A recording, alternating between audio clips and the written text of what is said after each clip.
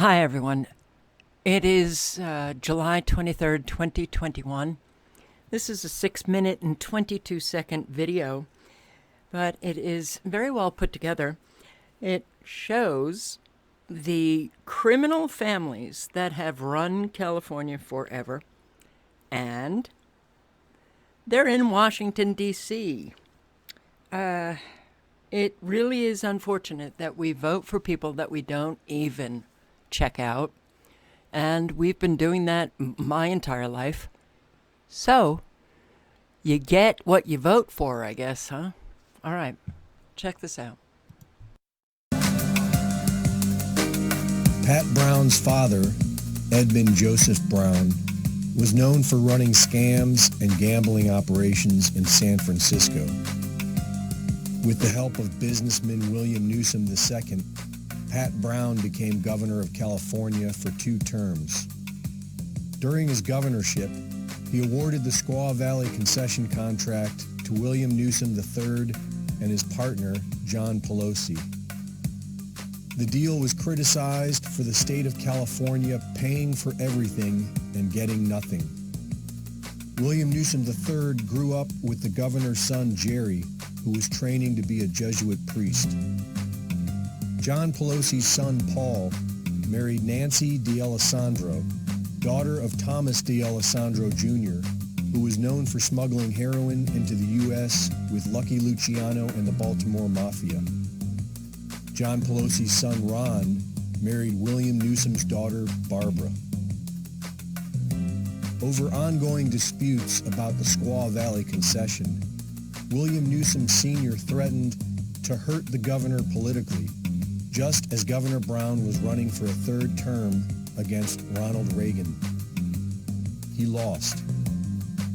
But 8 years later, the former governor's Jesuit son, Jerry, reclaimed the governorship in 1974.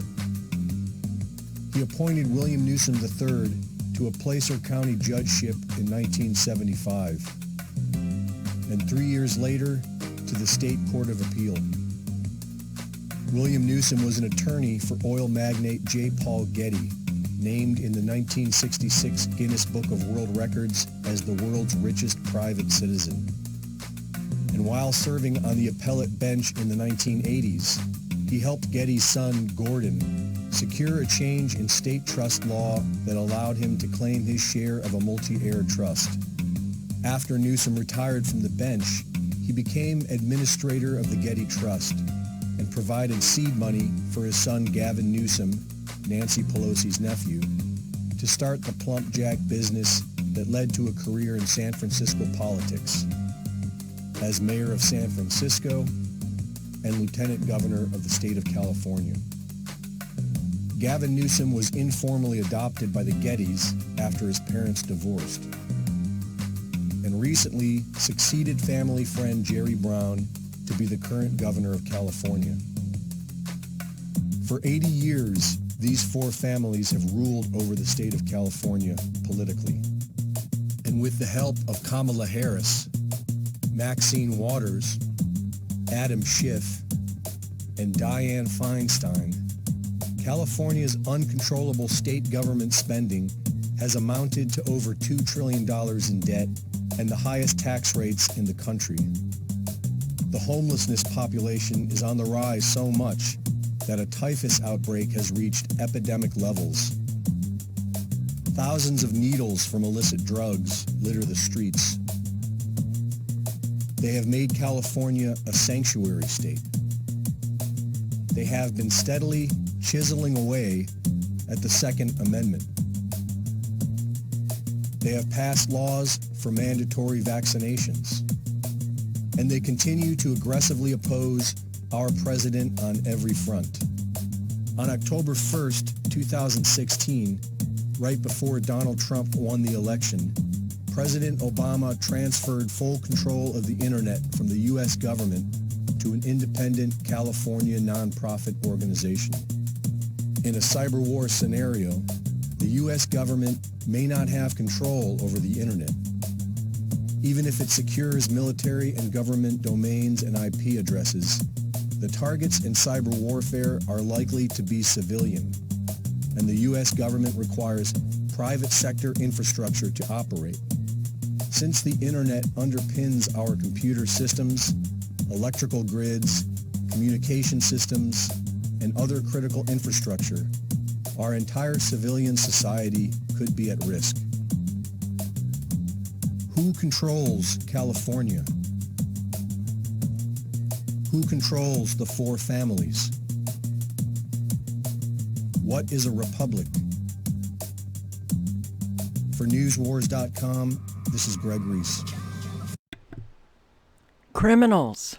Our governments are just criminal organizations, and it just fills you with incredulity that there could be an American adult left standing who actually believes that our governments are working in our best interests. Yeah, well, they're not at all. Why did I say this was 6 minutes and 22 seconds? Oh, okay. Well, here's Gavin. It's the Folsom Dam and the Folsom Lake. You come up here with your kids. I've got 4 kids nearby Sacramento to enjoy all the recreational opportunities, but particularly the swimming. That's why we have a sign here that says kids don't float, just reminding them of how important it is to wear their life vests. Of course, we do that because, well, there's no lifeguards on duty. That sign's appropriately placed here, right on the edge of the water line, including these lifeguard stands when we do have lifeguards. Here I am now walking into the lake about an inch, 2-3 foot, now 2-3 feet, probably halfway up my waist, would otherwise be in water at this stage of the year. 26%. You can see behind me, 26% capacity. And we're in July. Over my head, interesting, you can see just over the horizon there, just about noon, you'll see the plumes of smoke from the Dixie fire in Northern California. This sort of sight sort of punctuates the moment we're in our history, not just California's history, but you're seeing this all across the west coast of the United States with this mega drought. And the conditions are such, they're leading to parched conditions where you're getting dry lightning strikes, other issues that are leading to these wildfires. This wildfire, the Dixie, one of the largest now in California that we're currently battling. This drought is real. Climate change is real. If you don't believe in science, please, you got to believe your own eyes. And I do believe my own eyes, and I'm looking at you, and I know how corrupt to the core you are. And here is a member of your extended family. Where is she? Right here. Who is violating her own rules? You know, that first act of our Congress passed. Well, it wasn't legislation, but it was changing the rules. And what was the change? Well, gender neutral in Congress, in the House. Gender neutral? Is she gender neutral? Right here. This is not theoretical, and this is not motivated by partisanship. I stand before you today as an officer of the Constitution, a Speaker of the House of Representatives. I stand before you as a wife, a mother, a grandmother, a daughter. Mentions all of those, everything that she and her party agreed on to not mention. Grandmother, daughter, criminally corrupt to the core. Comes from a criminal family, and she is a criminal. Why did we allow this to go on and on? Because now the criminals are just in our face and doing whatever the hell they want to do. So, in terms of the climate change, Gavin, don't you know how many scientists, how many experts, how many Nobel laureates, how many how many climatologists, meteorologists, oh, the list is endless, who dispute what you just said. Well then, Carol, where is the lake? Why are they having such a drought? Check out my weather modification playlist on my Never Lose Truth, the primary channel I have. Check it out. You could also check out global warming, climate change nonsense. Yeah. The deliberate weather disasters, the global warming lie, and Agenda 21 2030. Yes, it's true. 500 scientists write United Nations. No climate emergency. But let's focus on a 16-year-old actress perform for the United Nations. Climate change machine, massive manipulation of monstrous miscredence. Quotes of scientists who dispute global warming, and I will actually post to this below. I'm very upset because I've lost a thumb drive, an external hard drive with all of my weather modification research on it, all of my geoengineering, everything. But fortunately, this video is still up. Quotes of scientists who dispute global warming. Gavin. Oh, Gavin.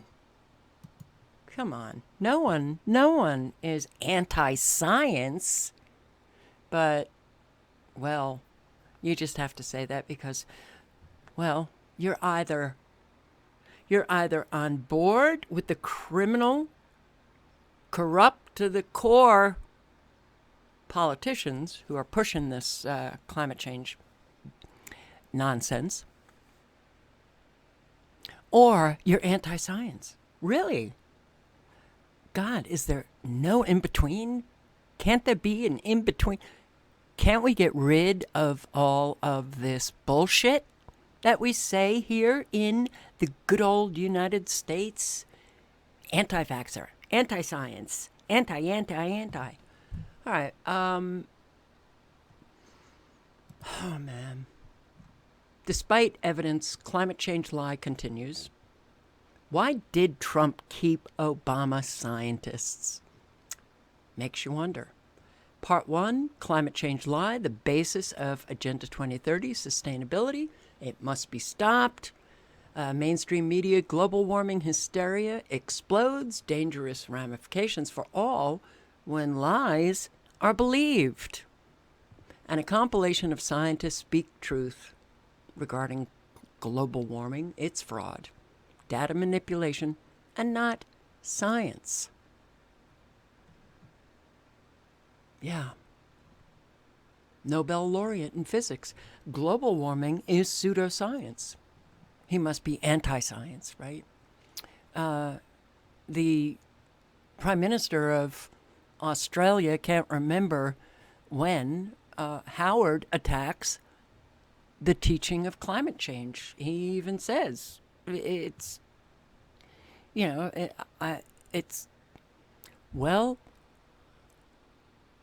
it's a theory. Let's just Intergovernmental Panel on Climate Change, IPCC, intergovernmental, not inter-scientific panel, intergovernmental panel. And, well, part of this, you'll hear, is an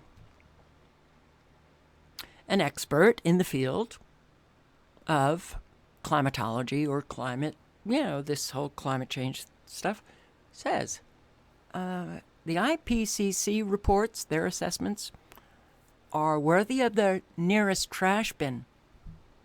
How about this one? James Spann, American Meteorological Society certified meteorologist, and he still is, and he's on mainstream media. And what did he say about climate change? Billions of dollars of grant money are flowing into the pockets of those on the man-made global warming bandwagon. No global warming, the money dries up. This is big money. Make no mistake about it. Always follow the money trail, and it tells a story. It does. Really does. Consensus in science is an oxymoron. Oh boy. Global warming, scaremongering, has its justification in the fact that it is something that generates funds. Money, money, money. Yeah. Well, Carrie Mullis, the Nobel laureate, Nobel Prize winner for chemistry, who was the PCR man, created the test that doesn't... I better stop there.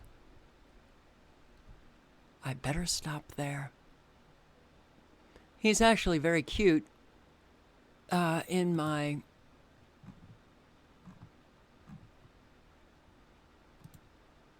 compilation. Let's just listen to him. It's very short. Is a myth, okay? And now there's a lot more of them that are closer to home and that are likely to cost you a lot of money. And we ought to keep all that stuff in mind. Global warming. This is one of those cool things where there is not a thread of evidence, and I'm not lying to you. The CO2 has such a tiny effect, even the CO2 that's there, the bulk of which isn't our problem. It's always there, you know. And the guys that are now running that, like the people that got in trouble at the Hadley Center, which is like University of East Anglia in England, that got their emails all published, and some of them were kind of embarrassing. Those guys, they're like computer jocks. They're not climatologists. And climatology has become a kind of a joke. The people that are real climatologists do think about things like all the global epochs that the Earth has gone through in our way of looking at it. But the guys that are getting the headlines and stuff and that are meeting in Copenhagen and deciding that everybody's got to stop cooking over sterno stoves in Africa or whatever, I mean, those people don't know nothing. They really don't. And if you read it, it's boring. It's clearly not made for you to understand. They have so many acronyms in the papers, like in Science and Nature. You know, every time they use a phrase, they immediately reduce it to 4 letters or whatever, and it makes it hard for a non-specialist to understand what they're talking about. You have to go back and forth and back and forth. What the hell does this stand for? What does this mean? Why don't they just write it? Ink is not that expensive. And it's just, it makes it hard for someone who's a non-specialist to really understand what those things are. And this is in magazines like Science and Nature that are really written supposedly for the non-specialist, scientifically trained person. And in my opinion, all that stuff should get out of there. It makes them talk to themselves, basically, rather than to other people. And then they start having these big, then they talk to people like Al Gore and they say, hey, Al, here's a great way for you to make money now that you're not the vice president. And they're all doing it in, like it's for the earth.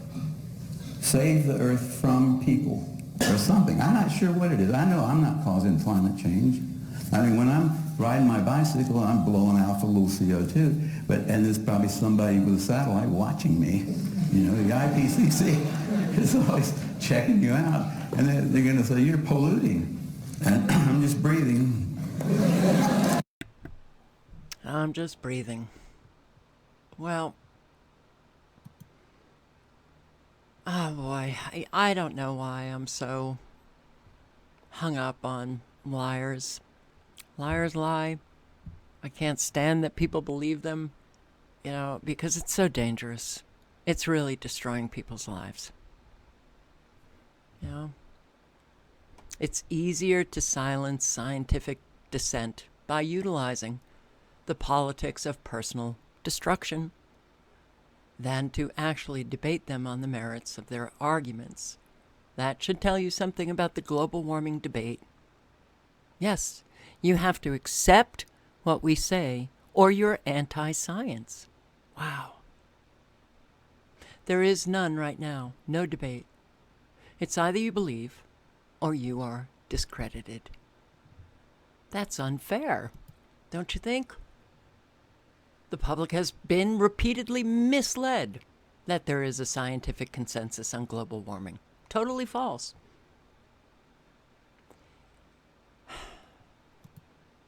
The IPCC's conclusions are not justified.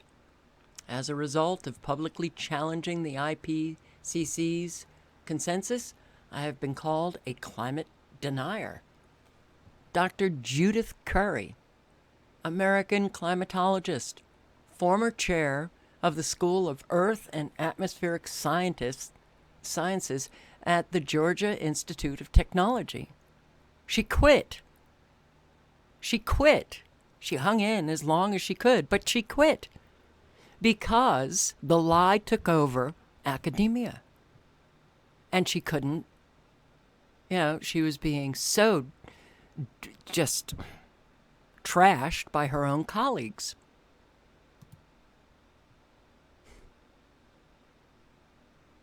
It's really sad what has happened.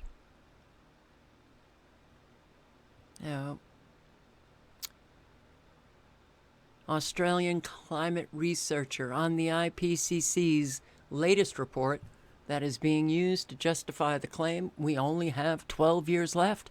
Careless, amateur, about the standard of a first-year university student.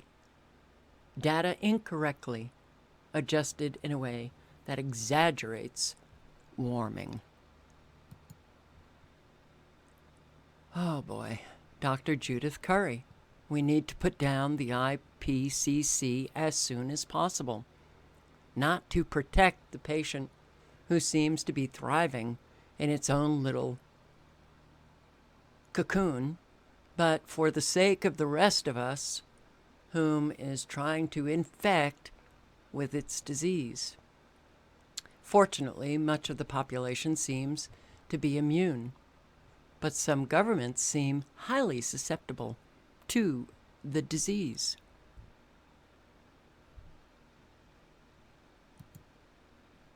It's so...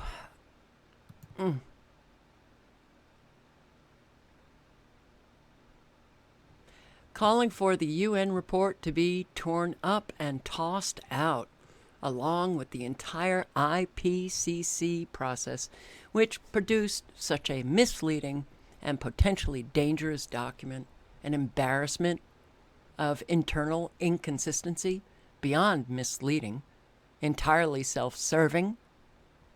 Climate experts, Center for the Study of Science at the Cato Institute. There's a lot of them, which I read out loud. This I did back in 2011, and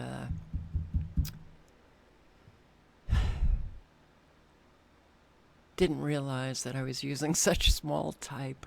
Well, look, the liars won. The liars won. And, what's happening in California, the corruption.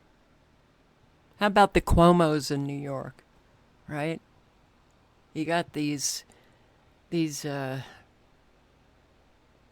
criminal politicians that are literally placed in office of power, and then they take their orders, from someone behind the scenes. This has been going on forever. And Americans are just, what you gonna do? I guess this is what they want. Pelosi called out for corrupt Tesla stock dealings. Pelosi caught buying Microsoft stock before giant military contract. Here, 60 Minutes, back in 2011. Now, this was recent.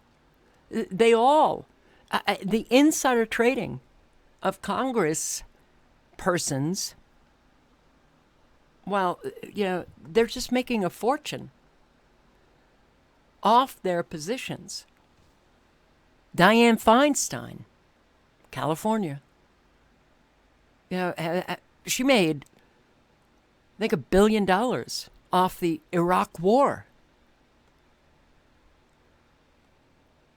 How can we just allow this? Because these people are killing us. So why are we just sitting back, doing nothing, while they destroy us? During the pandemic, right before the pandemic, a whole lot of people made a fortune by either dumping stock or getting stock in Congress. You can watch this this video, how to illegally profit from a pandemic, insider trading. And, Dianne Feinstein, so many. And this man points at it. John Kerry made a fortune.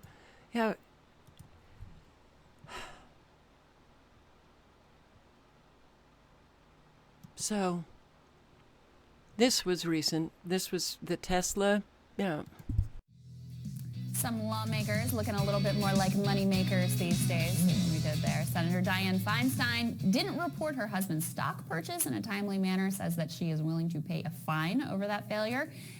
Now, when you have a shitload of money, these fines are nothing. Okay, I'll pay the fine. That's what corporations do.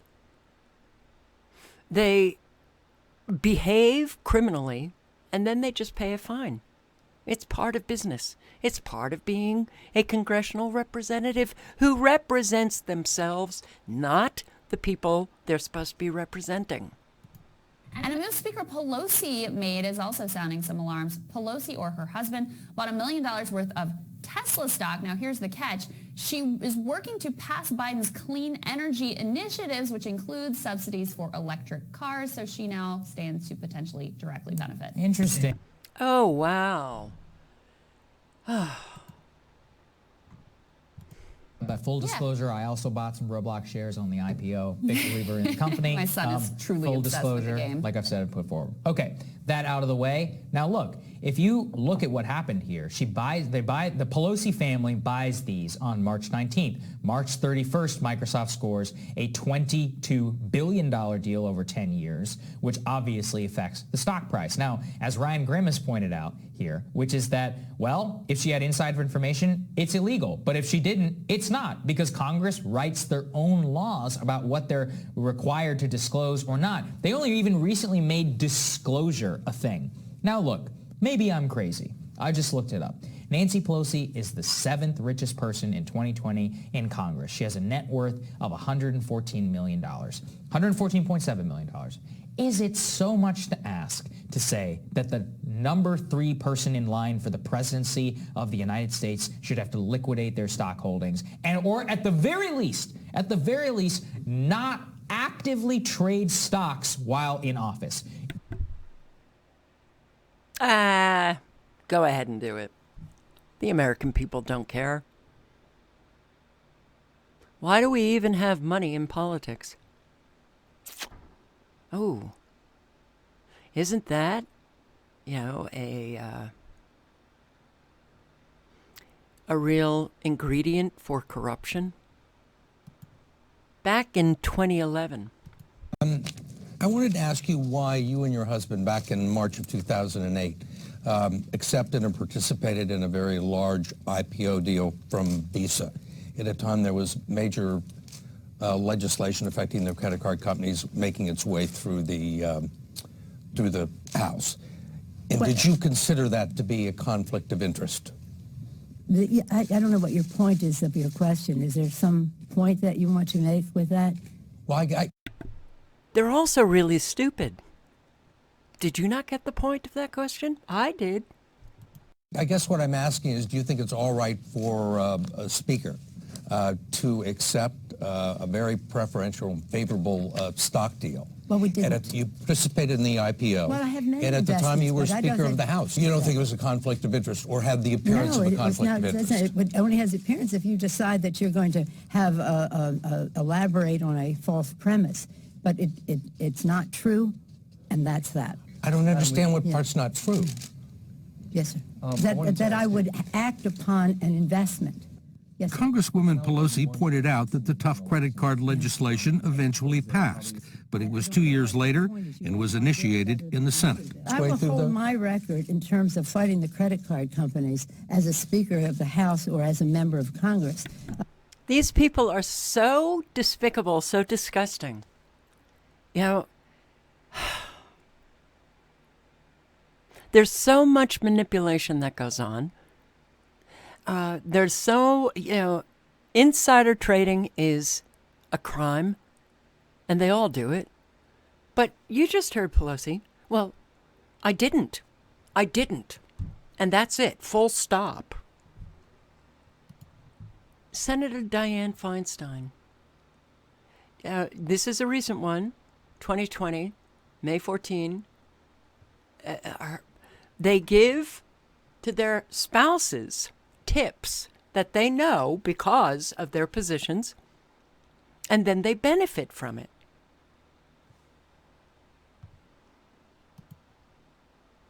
Seven of the 10 richest members of Congress are Democrats. Yes. And Dianne Feinstein, number 10, Nancy Pelosi, number 7. Did they have this wealth when they first entered Congress? No.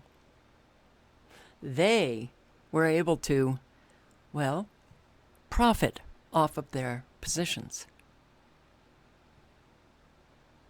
So, even though this is about California, this is going on everywhere.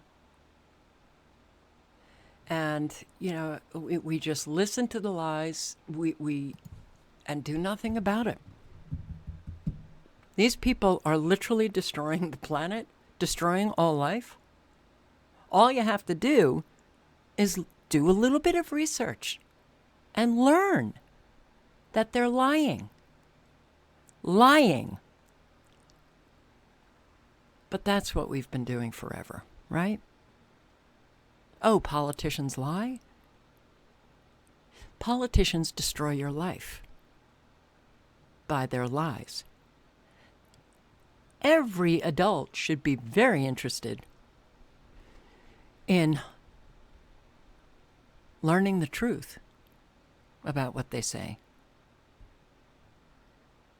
Right?